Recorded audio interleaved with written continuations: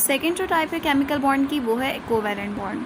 Covalent bond में दो atoms के दरमियान वो दो एटम्स सिमिलर भी हो सकते हैं और डिफरेंट भी हो सकते हैं, उनके दरमियान इलेक्ट्रॉन्स की शेयरिंग हो रही होती है और शेयरिंग जो होती है वो म्यूचुअल होती है, यानी जितना इलेक्ट्रॉन एक एटम के पास होगा उतना ही इलेक्ट्रॉन दूसरे एटम के पास होगा और उस इलेक्ट्रॉन को हम दोनों एटम्स के वैलेंस शेल में काउंट करेंगे। इसकी डेफिनेशन देख लेते हैं।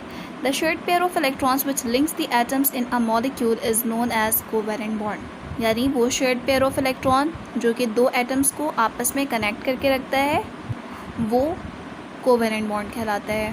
कोवैलेंट बॉन्ड को हम यूजुअली शॉर्ट लाइन से रिप्रेजेंट करते हैं। इसके एग्जांपल में हमारे पास क्लोरीन मॉलिक्यूल है, यानी दो एटम्स जब मिलते हैं तो एक मॉलिक्यूल बनता है और यहाँ पर हम देख सकते हैं कि क्लोरीन के वैलेंस शेल में 7 इलेक्ट्रॉन है।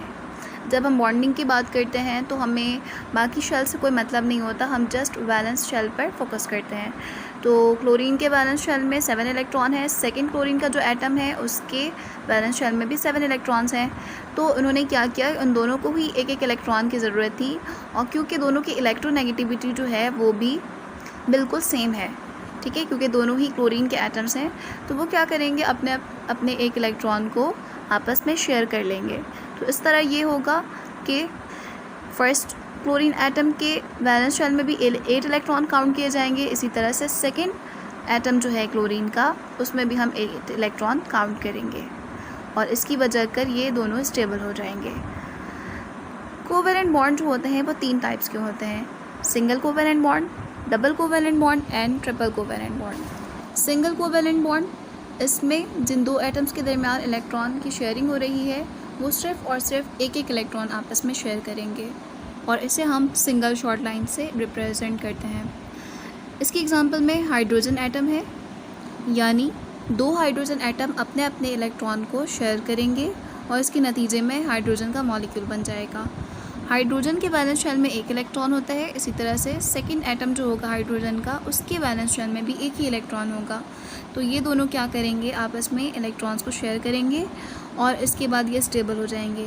यहाँ एक चीज़ आप देख सकते हैं कि हाइड्रोजन जो है वो डबलेट रूल को फॉलो करता है, यानी इसके वैलेंस शेल में 2 इलेक्ट्रॉन है, इसके बावजूद ये स्टेबल है, ठीक है। सेकेंड एग्जाम्पल है HCl की, यानी हाइड्रोक्लोरिक एसिड। यहाँ पर हाइड्रोजन के पास 1 इलेक्ट्रॉन था वैलेंस शेल में, जबकि क्लोरीन के पास 7 इलेक्ट्रॉन्स थे। तो जब आपस में ये इलेक्ट्रॉन्स को शेयर करेंगे तो हाइड्रोजन के पास 2 इलेक्ट्रॉन आ जाएगा इसके वैलेंस शेल में, तो ये डबलेट रूल को फॉलो करते हुए स्टेबल हो जाएगा।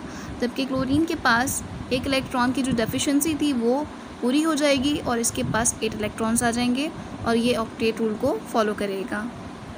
इस तरह से HCl का मॉलिक्यूल बन जाता है। सेकेंड एग्जाम्पल है डबल कोवैलेंट बॉन्ड की। इसमें ये होता है कि जिन दो एटम्स के दरमियान शेयरिंग हो रही होती है इलेक्ट्रॉन की, वो अपने दो एटम्स शेयर करते हैं आपस में और इसे हम डबल शॉर्ट लाइन से रिप्रेजेंट करते हैं। इसकी एग्जांपल है ऑक्सीजन के मॉलिक्यूल की। ऑक्सीजन का एक एटम जो है उसके पास वैलेंस शेल में 6 इलेक्ट्रॉन्स मौजूद हैं। इसी तरह सेकेंड एटम जो है ऑक्सीजन का उसके पास भी 6 इलेक्ट्रॉन्स मौजूद हैं। तो जब ये आपस में अपने दो इलेक्ट्रॉन्स को अगर शेयर कर लें तो ये होगा कि फर्स्ट ऑक्सीजन के पास जो डेफिशिएंसी थी 2 इलेक्ट्रॉन्स की वो पूरी हो जाएगी और उसके पास 8 इलेक्ट्रॉन्स हो जाएंगे, जैसे कि सर्कल में हमें नज़र आ रहा है कि फर्स्ट एटम ऑफ ऑक्सीजन को, यानी उसके इलेक्ट्रॉन्स को हमने क्रॉस से शो किया है, जबकि सेकेंड वाले इलेक्ट्रॉन्स को हमने डॉट से शो किया है। तो इसमें जो डॉट से सर्कल आ रहा होता है वो ये रिप्रेजेंट करता है कि यहाँ पर इलेक्ट्रॉन्स शेयर हो रहे हैं। इसके रिज़ल्ट में ये दोनों ऑक्सीजन का एटम स्टेबल हो जाएगा और ऑक्सीजन का मॉलिक्यूल वजूद में आएगा। सेकंड है कार्बन डाइऑक्साइड की एग्जांपल। यहाँ पर कार्बन के पास उसके वैलेंस शेल में 4 इलेक्ट्रॉन्स मौजूद होते हैं, जबकि ऑक्सीजन के वैलेंस शेल में 6 इलेक्ट्रॉन्स हैं। तो कार्बन को मिड में इसलिए रखा है कि वो एक साइड से एक ऑक्सीजन के साथ 2 इलेक्ट्रॉन शेयर करेगा, जबकि दूसरे ऑक्सीजन के साथ ये 2 इलेक्ट्रॉन शेयर करेगा। इस तरह से 2 and 2 4 और 4 इसके अपने इलेक्ट्रॉन्स, तो इसके पास 8 इलेक्ट्रॉन इसके वैलेंस शेल में आ जाएंगे। इस तरह से कार्बन भी स्टेबल हो जाएगा और ऑक्सीजन की जो 2 इलेक्ट्रॉन की डेफिशिएंसी थी वो भी पूरी हो जाएगी। थर्ड है ट्रिपल कोवेलेंट बॉन्ड। इसका मतलब ये है कि जिन एटम्स के दरमियान इलेक्ट्रॉन की शेयरिंग हो रही है वो आपस में अपने 3 इलेक्ट्रॉन्स को शेयर करेंगे। यहाँ पर एग्ज़ाम्पल है नाइट्रोजन के मॉलिक्यूल की। फर्स्ट नाइट्रोजन एटम जो है उसके पास वैलेंस शेल में 5 इलेक्ट्रॉन्स मौजूद हैं, जबकि सेकंड के पास भी 5 इलेक्ट्रॉन मौजूद हैं। तो इनके पास 3 की यानी 3 इलेक्ट्रॉन्स की डेफिशिएंसी है, तो ये आपस में शेयरिंग करके अपना ऑक्टेट कंप्लीट कर लेंगे और रिज़ल्ट में ये स्टेबल हो जाएंगे।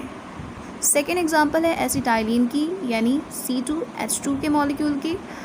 यहाँ पर 2 कार्बन्स मौजूद हैं, ठीक है, और दोनों कार्बन्स आपस में ट्रिपल बॉन्ड के थ्रू कनेक्टेड हैं।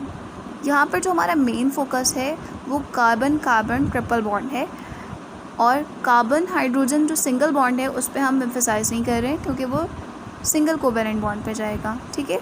तो कार्बन कार्बन ट्रिपल बॉन्ड यानी फर्स्ट एटम ऑफ कार्बन अपने 3 इलेक्ट्रॉन्स को शेयर कर रहा है दूसरे कार्बन के एटम के साथ। अब हम इनके दरमियान इलेक्ट्रॉन्स काउंट करते हैं।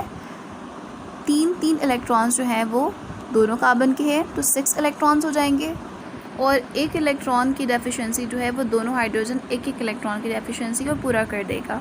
तो इस तरह टोटल 8 इलेक्ट्रॉन्स कार्बन के वैलेंस शेल में आ जाएंगे, और इस तरह से कार्बन का ऑक्टेट कंप्लीट हो जाएगा, जबकि हाइड्रोजन स्टिल डबलेट रूल को फॉलो कर रहा है।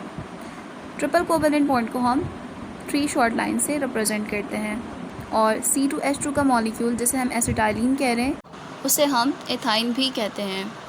अब हम आते हैं कैरेक्टरिस्टिक्स ऑफ कोवेलेंट कंपाउंड्स की तरफ। कोवेलेंट कंपाउंड्स में यूजुअली वीक इंटरमॉलिक्यूलर फोर्सेस देखा गया है, और ये ज़्यादातर गैसेस या लिक्विड फॉर्म में नज़र आते हैं। इसके अलावा अगर ये सॉलिड फॉर्म में हो तो भी बहुत सॉफ्ट होते हैं। इसकी वजह कर इनका मेल्टिंग एंड बॉइलिंग पॉइंट जो होता है वो बहुत लो होता है। ये इंसुलेटर्स होते हैं, यानी ये इलेक्ट्रिसिटी कंडक्ट नहीं कर सकते। इसके अलावा ये इनऑर्गेनिक सॉल्वेंट्स जैसे कि वाटर में इनसॉल्युबल होते हैं, जबकि ये ऑर्गेनिक सॉल्वेंट्स में सॉल्युबल होते हैं जैसे कि benzene and carbon tetrachloride. So that's all about covalent compounds.